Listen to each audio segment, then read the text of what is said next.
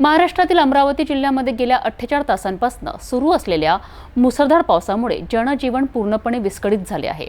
या पावसामुळे शेतकऱ्यांचे अतोनात नुकसान झाले असून खरीप हंगामातील पिके पाण्याखाली गेली आहेत। याबाबत अधिक माहिती आपण पाहूया। गेल्या 2 दिवसांपासून अमरावती जिल्ह्याला मुसळधार पावसाने झोडपले आहे। संततधार पावसामुळे जिल्ह्यातील अनेक भागांमध्ये पूरसदृश स्थिती निर्माण झाली आहे। याच पावसाचा सर्वाधिक फटका बसला आहे तो बळीराजाला।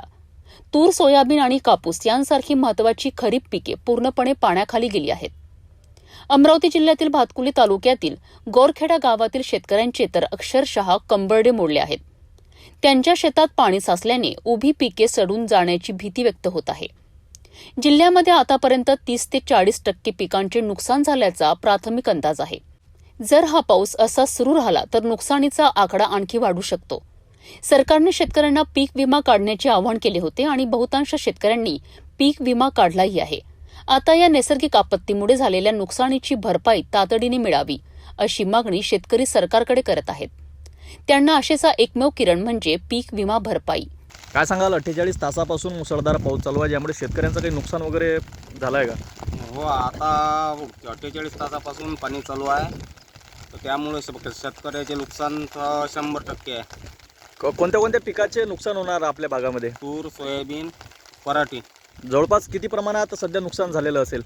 आता सध्या 30-40% झालेलं आहे, पण अजून होण्याची शक्यता आहे। पाऊस थांबला नाही तर आज आणखी याच्यापेक्षा जास्त असा म्हणजे शेतकऱ्यांना आता नदीला पाणी आले की वाहून जाण्याची फुल शक्यता आहे। काय आवाहन करायला आपण सरकारला? हो, आता सरकारने पीक विमा काढायला लावला, याचा फायदा होईल का?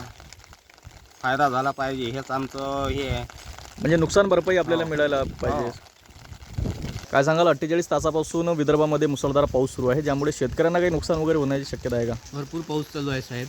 इथं सोयाबीन, कापूस, तूर याचं 40% नुकसान झालेलं आहे आणि असाच जर पाऊस आणखी चालू राहिला तर 60-70% नुकसान होण्याची दाट शक्यता आहे। त्यामुळे गव्हर्नमेंटने सर्व शेतकऱ्यांना सांगितलं की विमा काढावा, विमा काढा।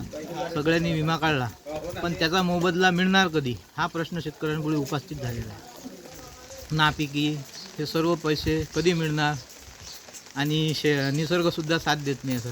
शेतकऱ्यांनी करावं तर काय करावं? खरोखरच ही एक गंभीर परिस्थिती आहे। अमरावती जिल्ह्यातील शेतकऱ्यांवर आलेले हे संकट मोठे आहे। सरकारने तातडीने या नुकसानीची दखल घेऊन शेतकऱ्यांना योग्य ती मदत करावी अशी अपेक्षा आहे।